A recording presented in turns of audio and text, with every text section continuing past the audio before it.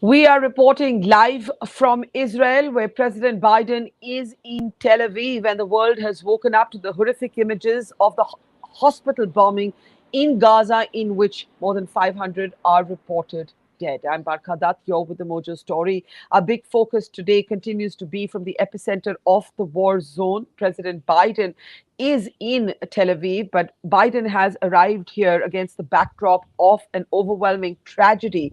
The horrific images of bombs falling on a Gaza hospital have shocked the world. Before President Biden boarded his plane, he seemed to be referencing an independent assessment by Americans, but by the time he got here, a lot had happened. The Gazans blamed an Israeli strike. The Israeli military argued that this was done as a consequence of a misfired rocket, quote unquote, by the Islamic Jihad. They also released what they claimed to be transcripts and intercepts of Hamas operatives having a conversation owning that the rocket, the shrapnel, was belonged to Hamas. In this fog of war, the larger question remains, the world is supporting Israel, most of the world, on Israel's right to retaliate for the Hamas terror attacks, but at stake is also the suffering and the growing humanitarian crisis in Gaza.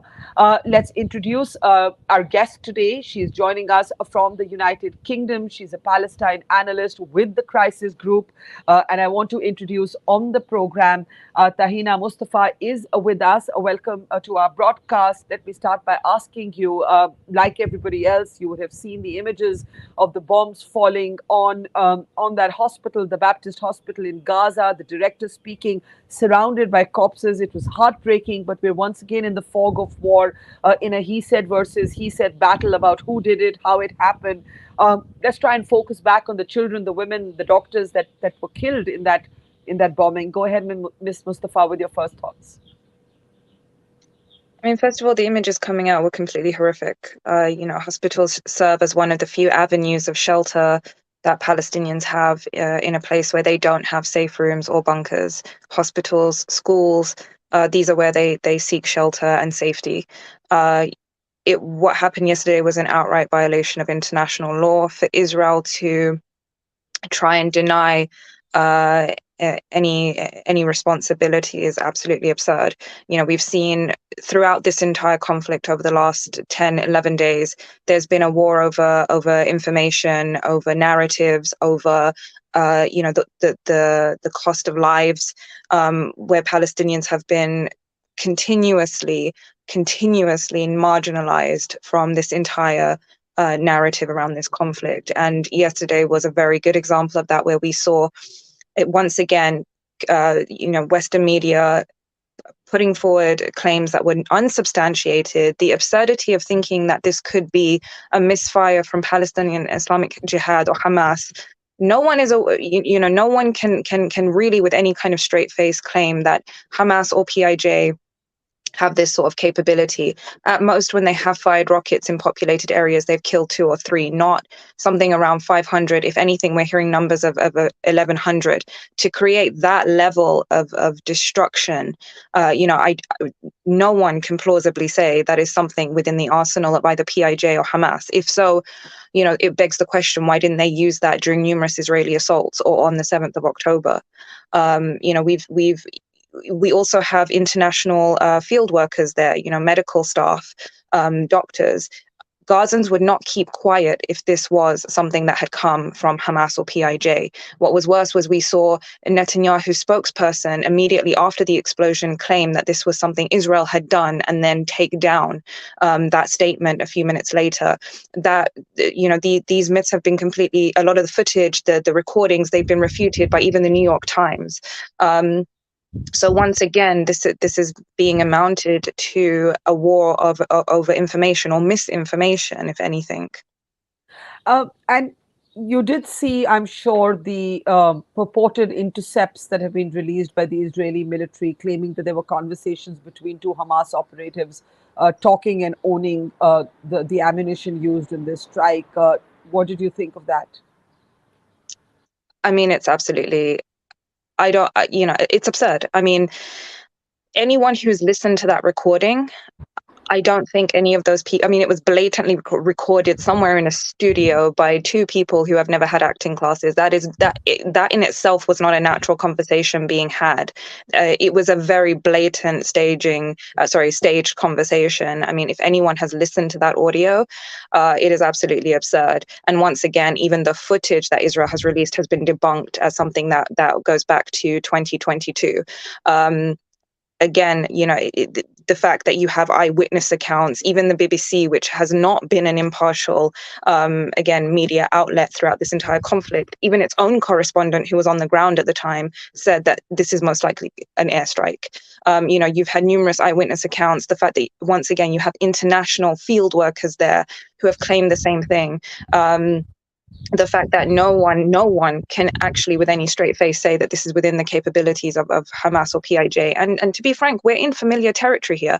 First of all, Al-Ahli hospital, just like all other hospitals in Gaza, 22 other hospitals for the last 2 days have received evacuation orders from Israel, claiming that they will be targeted.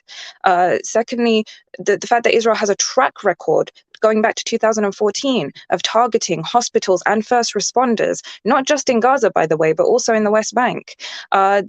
Also the fact that, again, Israel has a reputation of constantly putting out statements, retracting them, denying accountability, but then suddenly at some point will quietly accept responsibility for something later on down the line. We're in familiar Israeli territory here with this narrative. I want to ask you what you might expect from the world at this point. In the early hours of today, it looked like world leaders were aghast. President Biden, before boarding for Tel Aviv, actually said that the Americans would be making their own assessment. But I do want to play out a clip for you of what he said after he landed, and then get your perspective on what might happen next. This is what President Biden said in the presence of Israeli Prime Minister Benjamin Netanyahu, which I can't, something I want to add before I play that clip is while the Israelis are very united in the fact that Hamas should be punished, there is really a lot of rage against Netanyahu. And a lot of Israelis don't have trust in the Prime Minister of Israel, but they do tend to believe, or most of them do believe, their military. But let me nevertheless play out what Biden is saying. Listen in. Mr. Prime Minister, thank you very much. Look, folks, I wanted to be here today for a simple reason. I wanted the people of Israel, the people of the world, to know where the United States stands. I've had my great Secretary of State here. He's been here for a lot, but I wanted to personally come and make that clear. The terrorist group Hamas has slaughtered, as has been pointed out, over 1,300 people. And is not hyperbole to suggest slaughtered, and including 31 Americans as part of that. And they've taken scores of people hostage, including children. You said, imagine what those children hiding from Hamas were thinking. It's beyond my comprehension to be able to imagine what they're thinking. Beyond my comprehension. They're committed evils and atrocities that make ISIS look somewhat more rational. Americans are grieving with you. They really are. And Americans are worried. Americans are worried because we know this is not an easy field to navigate, what you have to do. But the fact is that Israel, as they respond to these attacks, it seems to me that have to continue to ensure that you have what you need to defend yourselves. And we're going to make sure that occurs, as you know. And we have to also bear in mind that Hamas does not represent all the Palestinian people. And it has brought them only suffering. Years ago, I asked the Secretary of State when he and I were working in the Senate to write something for him, and he said, he wrote a line that I think is appropriate. He said, it's not, we lead, not just, well, I won't go into it, I'll wait later. I'm taking too much time, but the point is this, that I was deeply saddened and outraged by the explosion at the hospital in Gaza yesterday. And based on what I've seen, it appears as though It was done by the other team, not you. But there's a lot of people out there not sure. So we've got to overcome a lot of things. And it also means encouraging life-saving capacity to help the Palestinians who are innocent, caught in the middle of this. And well, at any rate, that's who we are. Not just me, but I mean that's who the United States is. And it's just not the example of our power; it's the power of our example. It's almost as important. The world's looking. Israel has a value set like the United States does, and other democracies, and they're looking to see what we're going to do. So, Mr. Prime Minister, I'm very happy to be back in Israel with you. Thank you for having me, and I'm looking forward to having a thorough discussion about where everybody goes from here. But thank you, and I want to say to the people of Israel, their courage, their commitment, their bravery is stunning. It's really stunning. I'm proud to be here. Thank you. Thank you. I just wanted your reactions there, not just the comments on Hamas, which were expected, but by the time the president of the United States seemed to reach Tel Aviv, he appeared to have changed his mind about the bombing on the Gaza hospital. He began by saying the Americans needed to make an assessment, and he ended up saying it appears the other guys did it. In other words, that it was basically the Islamic Jihad / Hamas. When you were listening to the American president, what were you thinking? It's very typical of the US to unequivocally support Israel and green light Israeli actions. I mean, the US has a history of being a partial actor in this conflict. The US has a history of allowing Israel to get away with complete impunity in this conflict, which is why we are at where we are today. So it honestly doesn't surprise me, his comments at all. Biden has made in the last week factually incorrect statements, which his own administration has had to go back and retract. So this really doesn't surprise me at all. Once again, the onus is being put on Hamas. Once again, we're seeing unsubstantiated parallels being drawn. We are seeing this entire conflict being decontextualized. They're framing it in a way that it's ahistorical and counterproductive. We know that military solutions don't work here, that this is a deeply political problem. The fact that, again, we're dealing with an incredibly extreme right-wing Israeli government that has made, just over the last week alone, never mind the last year, when we're talking about its actions in the West Bank, which in part Hamas attributes to its decision to have conducted the operation on the 7th of October. But just in the last week alone, we've seen quite literally genocidal statements coming out from Israeli politicians, referring to Gazans as human animals, claiming that not all Gazans are Hamas, but they are all anti-Semitic, claiming that they want to teach Gaza a lesson, claiming that, Gazans have to learn that, in order to account for what they've done, they need to lose more land, that you're talking about literally references to terms like a Nakba, another Nakba, where Palestinians in 1948 were displaced, driven off their land through incredibly violent means. All of these statements have not received a single condemnation from a single Western government. And if anything, that narrative has been parroted, especially by the Biden administration. Can I ask you, if you're managing to be in touch with people in Gaza? Doctors, for instance, have refused to leave, and we saw this very powerful image of ambulance sirens being sort of, sounded all at the same time in a coordinated statement of protest. Have you been able to talk directly to people in Gaza, and what is actually happening in terms of the sort of relocation from one part of Gaza to the other? Yes, so I have a colleague in Gaza. He's our analyst on the ground. He himself lived in the neighborhood of Ramal, which is central Gaza, a wealthy neighborhood, which we saw over the last couple of days has been the center of major Israeli airstrikes. He's also had his home in the north destroyed. He himself had to make the decision to relocate south. And I recall when the orders had been issued that first day, both he and his neighbors and those within surrounding areas were trying to rationalize the decision on the basis of, first of all, Israel had not provided any assurances of guaranteeing a safe corridor for people fleeing, which we then later saw when we saw images of literally a caravan of people that were blown to bits by Israeli aerial bombardment.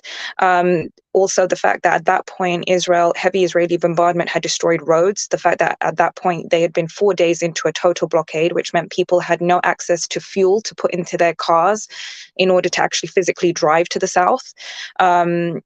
So these were all decisions that were kind of running in their heads at the time.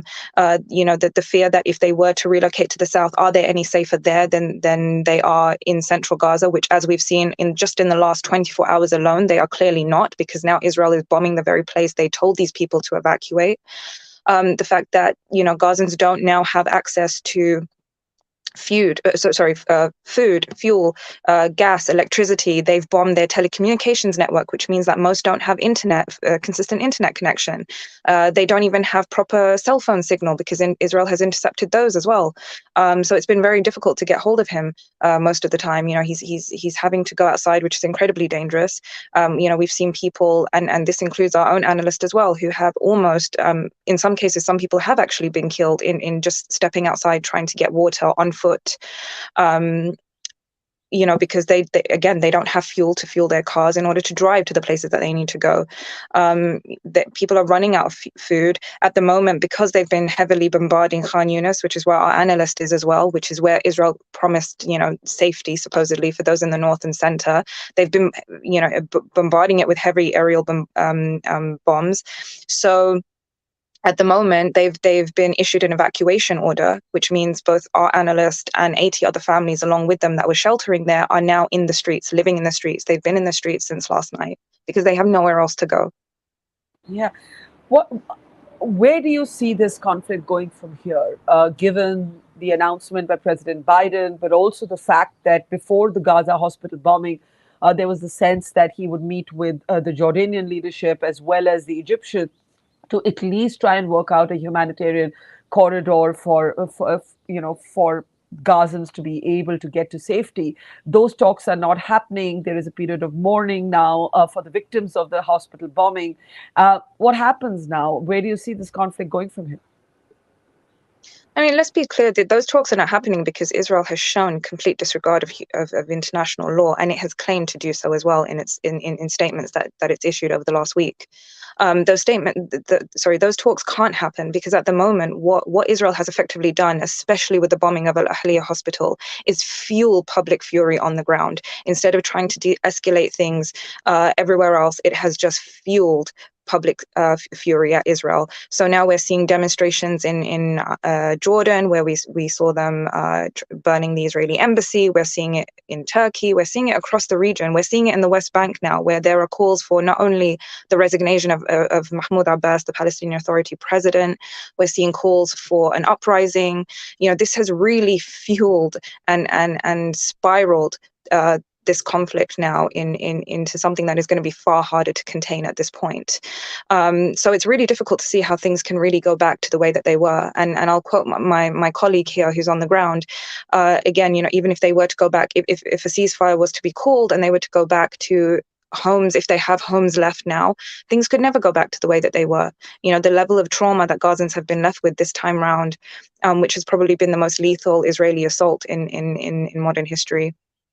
The fact that, Israel has completely destroyed the Strip. I mean, I think it was in 2014, the UN claimed that Gaza would be uninhabitable by 2020. It's now 2023. Coupled with this onslaught, the Strip is completely, it's a catastrophe what's happening, what has happened. And this could take, we're not talking about decades. I mean, the level of destruction is so severe that people cannot imagine life going back to normal.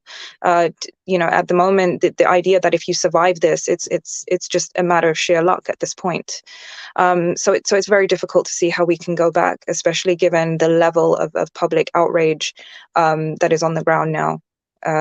Israel has not made itself any safer through this military campaign. If anything, it's managed to spiral this conflict well beyond Gaza. Let me ask you finally to respond also to what may happen with the hostages that are in the captivity of Hamas. In its latest statement, it said 22 had been killed, and it attributed that to the aerial bombing by Israel. But Hamas did also release this video of a young woman in their captivity, and she also gave a message on video, presumably because the Hamas asked her to. Here in Israel, a lot of people, before this Gaza hospital bombing hit the headlines, kept saying, why isn't there noise about what has been done to Israeli civilians? What about these hostages? Hamas could release these hostages. Countries like Qatar were encouraging them to do so. I think one Hamas official even told NBC News that they would release all the hostages if there was a ceasefire. I don't know if that was before this hospital bombing or after. I'm not sure of that. On Hamas, the attack on Israeli civilians and the hostages in their captivity, you would say what? I mean, Hamas's hostage, its taking of hostages was meant to be used as leverage here. It was meant to be used as leverage in trying to attain concessions, as well as being, as well as shaking up Israel's, assumption that it is completely impenetrable when it comes to its security infrastructure. For Hamas, this is ultimately a make it or break it game for them. If they fail at this, then that could signal the end of the movement itself. It could signal the end of organized armed resistance. If they succeed at this and try to get worthwhile concessions, which is what ultimately Hamas are after, they are not after small scale concessions like allowing a few morsels of aid coming in and out of Gaza, providing Qatari aid money to sustain Gaza. This isn't about lifting the blockade or giving a couple of hours of electricity a day.